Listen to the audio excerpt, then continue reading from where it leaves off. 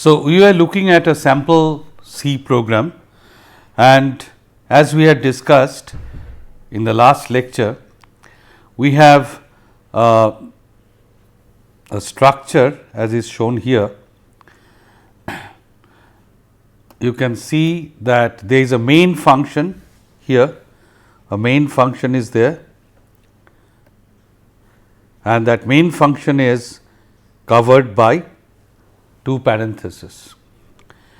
Now,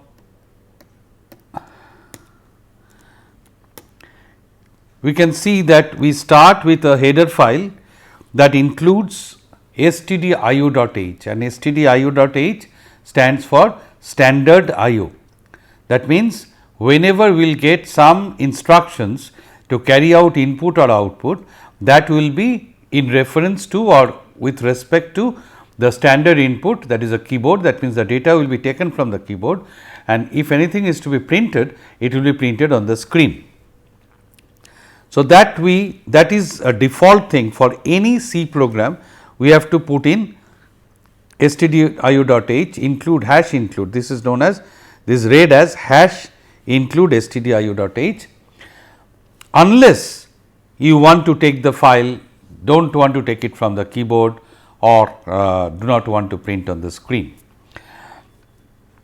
Next thing is that the main function, which as I said in the last class, that there must be a main function, and the main function will have a place for the parameters. You can see here for the parameters here, which may or may not be empty. The third point is the structure, the overall boundary of the main function, or for that matter for any function, there should be a boundary specified, and that boundary is specified with by these two curly brackets. Next, we come to the statement. As I had said that just like any other language, C also has got some words which are understood by the compiler. Printf is one such word, which is a statement for printing the sentence that is given within these double quotes. Okay. You can see the double quotes here, and so what will it print? It will print our first look at the C program here, as is shown here, that will be printed. Okay. Printf within quote, here there is a quote, end quote, and here is a start quote, our first look at the C program. In addition, there is I am sorry, let me go up.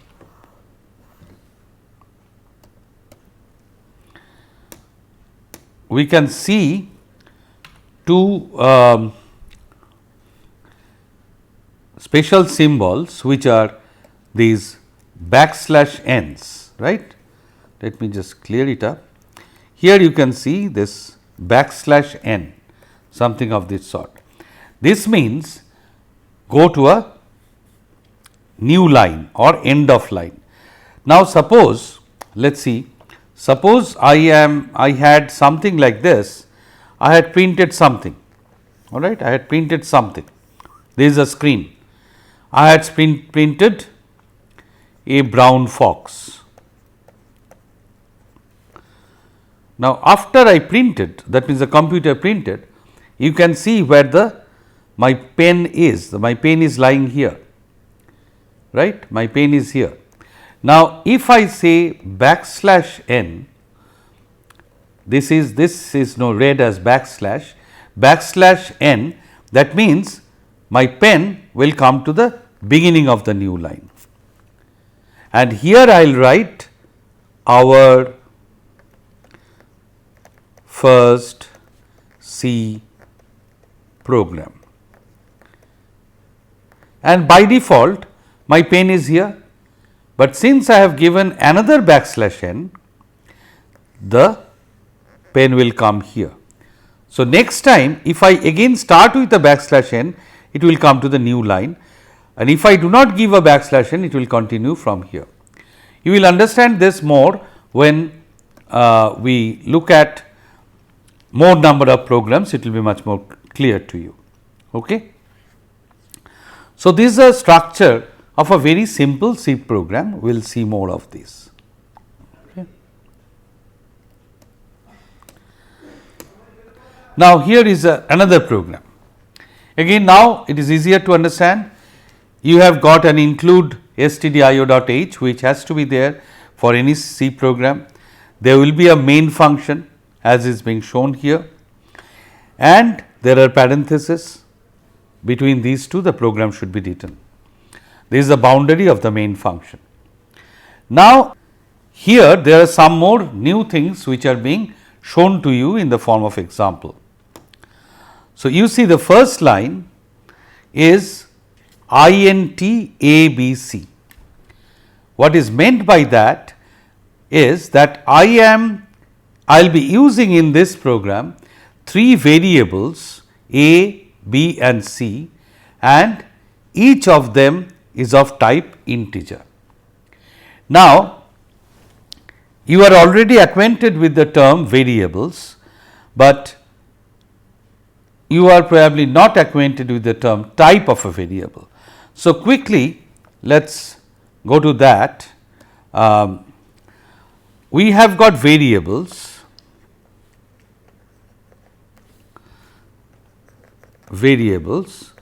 and the variables can be of different type. Also, constants can be of different type.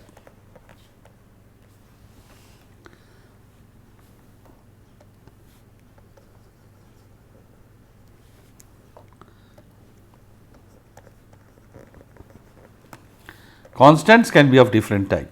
For example, the variables can be of type integer. For example, 7, 17, all these things, 256, 1999, all these are integers. Another type of variable can be real numbers, which are say 10.5, 6.325, fractional numbers, right? These are real. This is also known as in C as floating point numbers.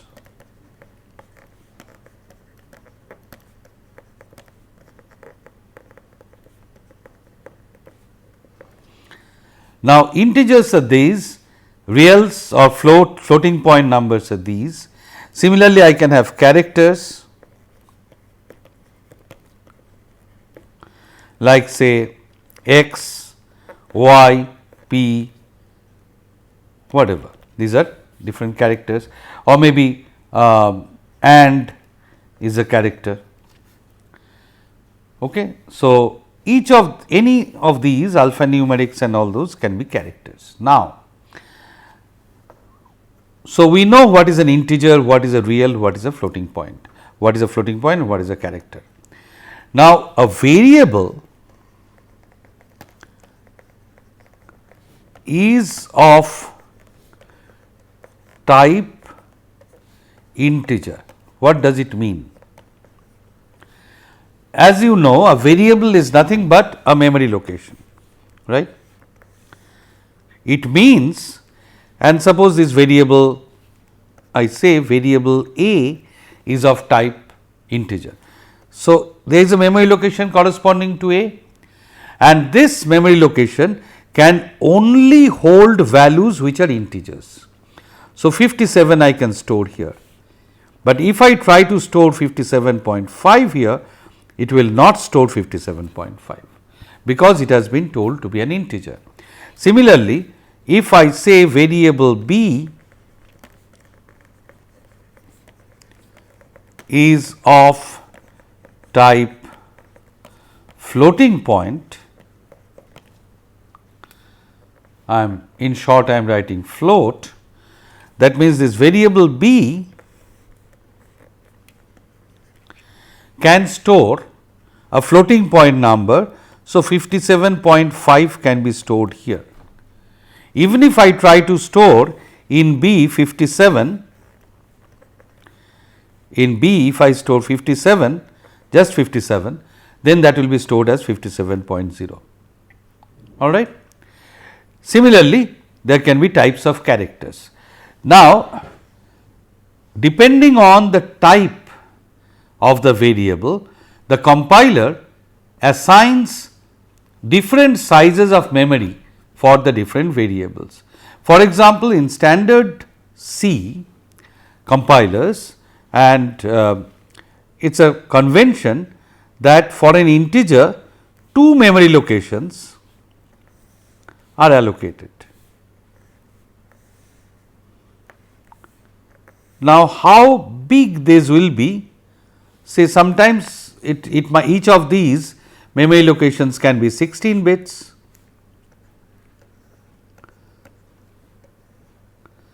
in that case I am using two 16 bits, that means 32 bits to store an integer. Whereas, for a real number,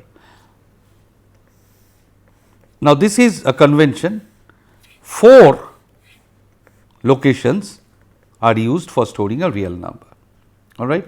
So, 64 bits, 16, 16, 16, 16. So, that will be for real numbers. Okay. Now, so depending on what I write, how I define the type of the variable, when I say A, B, C, I also say what type of variable it is. Is it an integer, is it a real, or what it is. Now, if you come here, you will see that here I have written float and I did not write floating point number. Now, in C, in order to specify a variable to be real, we declare that to be float, say P, Q, that means semicolon. That means P and Q are two variables which are of type floating point number, right. And if I write int A, B, C, that means A, B and C are three variables which are of type floating integer type, int. So, we do not write integer, we just write in C int. Okay. Now, obviously, then for P, how many bytes, how many depending on how many bits will be given, how many memory locations will be given.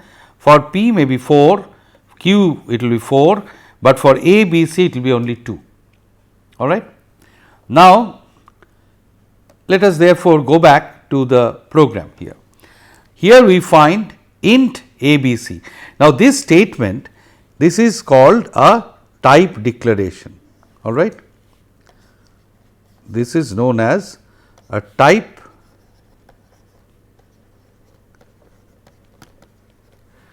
declaration.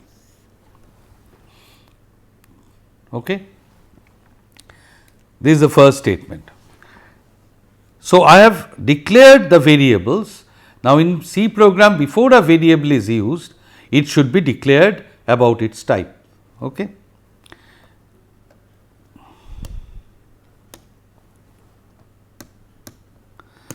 The other thing is, you can see this.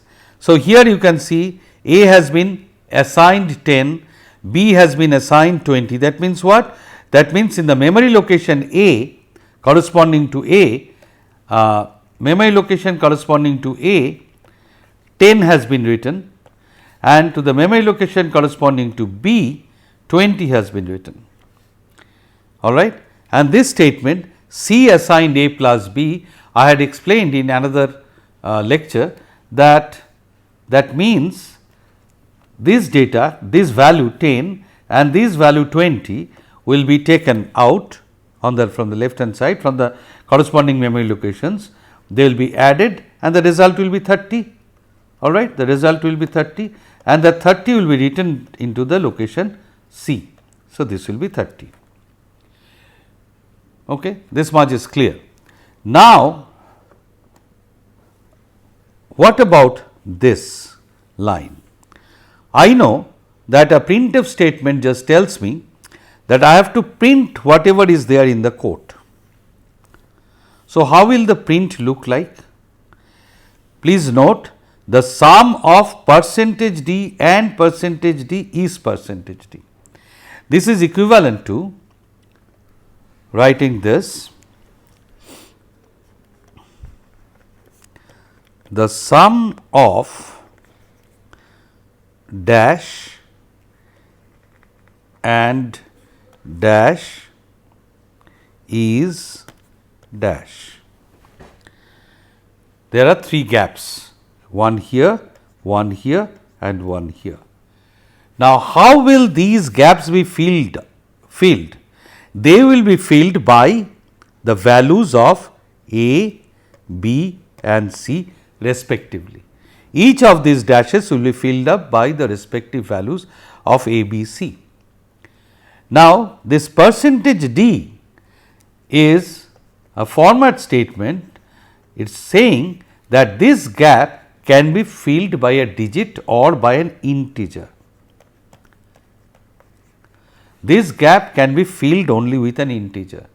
Now, here A is an integer, therefore, this gap will be filled with the integer value 10 and percentage %d, and is being printed as it is because it is within this double quote, and dash. This dash will be filled with another digit. This will be filled with another digit, and what is that digit? The second space B, and B is 20. So, it will be 20 is what? Is A plus B, is C, and what is the value of C? C, the value of C is 30. So, this is what will be printed, all right. So, this is how we print a sentence where I have got some places for different variables, and these places will be filled up by the values of the variables whose names are being specified here. I repeat, these gaps will be filled by the values of the variables whose names or whose identifiers are being specified here, and the type of this variable and the specification of this dash should match. Okay.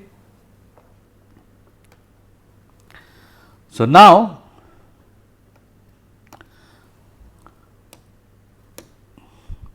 it will be printed sum of 10 and 20 is 30. Now, coming to the third sample program. Now, this is a little more complicated, and this is trying to find out the largest of 3 numbers. That means, what we had done in our flowchart exercise, finding the max of 3 numbers. Now, that was discussed using flowcharts and pseudocode, and here we are discussing that using a program, a C program. How is that idea translated into C program?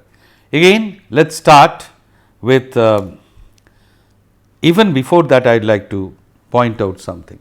Again, let us revise the structure of the program. We start with a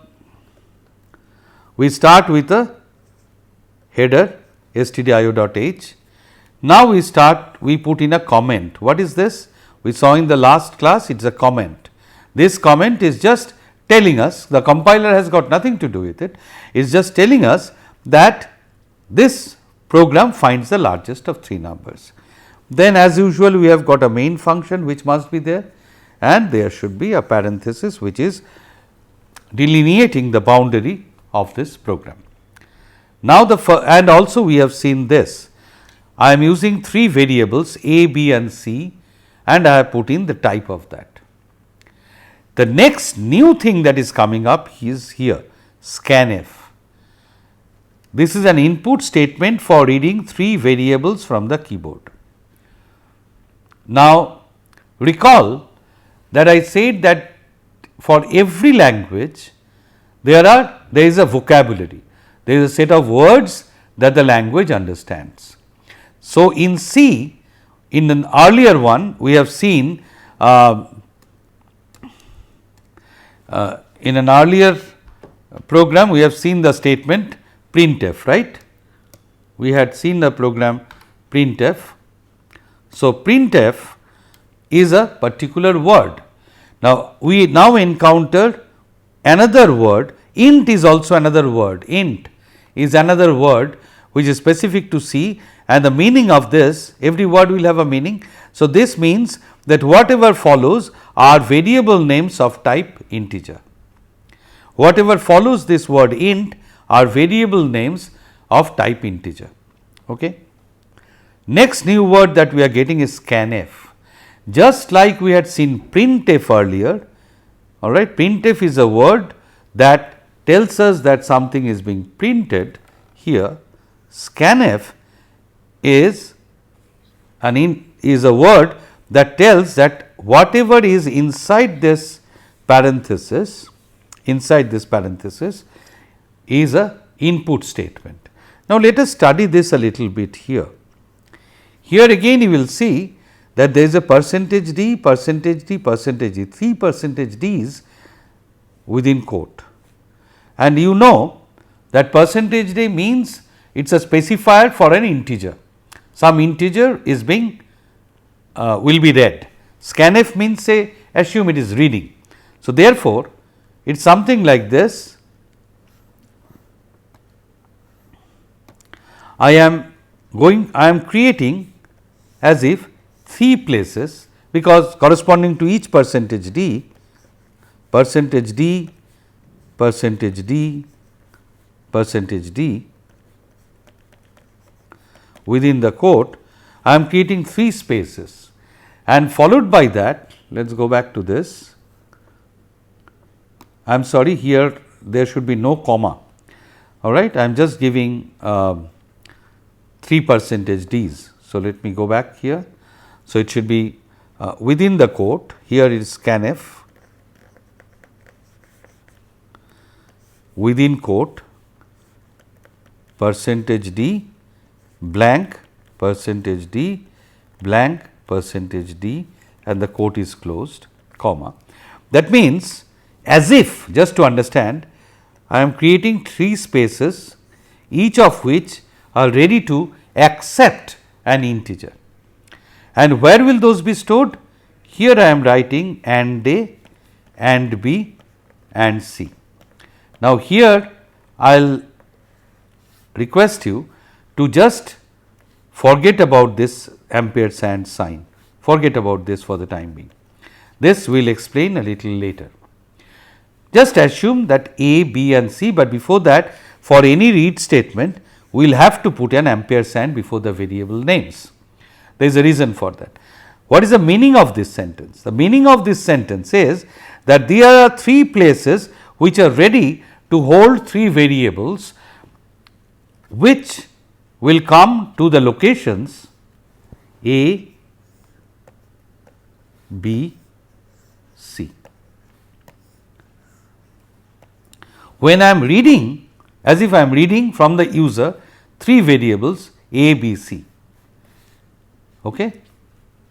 Now, why I put that ampersand we will explain a little later. So, 3 spaces have been created, and what are these spaces? These spaces are nothing but these 3 memory locations. Which 3 memory locations? Whose names have been specified here. All right. So, this is something that you have to be a little careful and practice a little bit, it will be very easy later on. So, within the quote I specify the format specifier, that is integer, in this case %d, and these are the variable names. All right. Now, let us go back to the anything that is new here.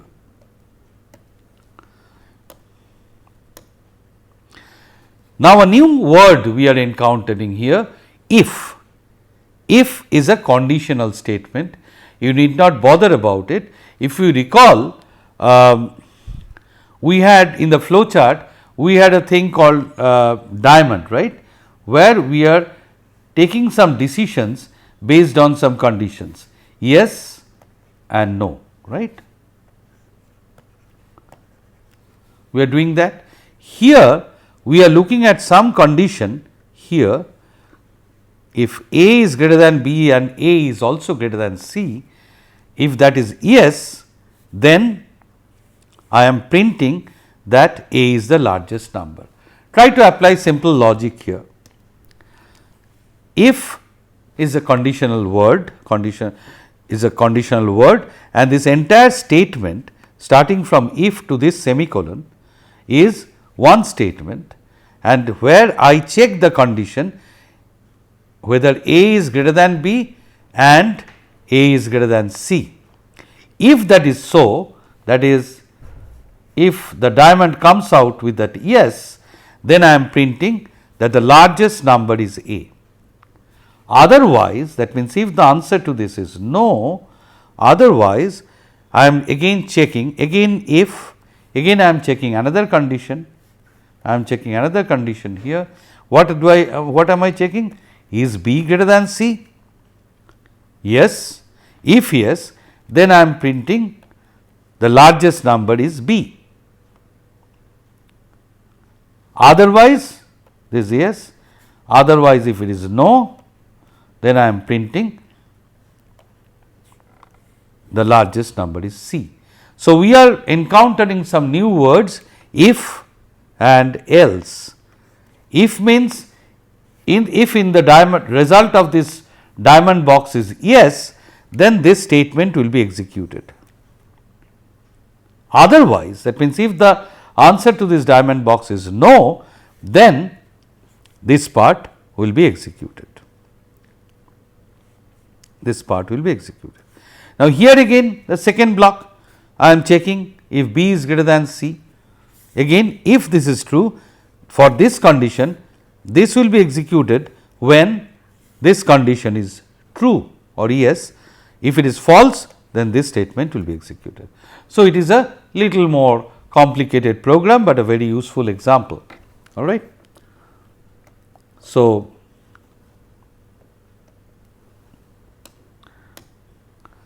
you see the comments we have already mentioned. Now, we are coming to another program.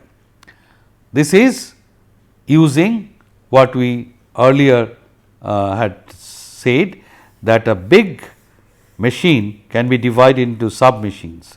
So, a big program, this one is not a big program, but any program can be broken down into different functions.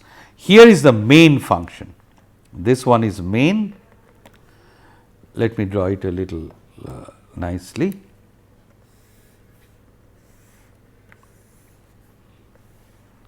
Here we have got a main function, and inside there is another function whose name is my function.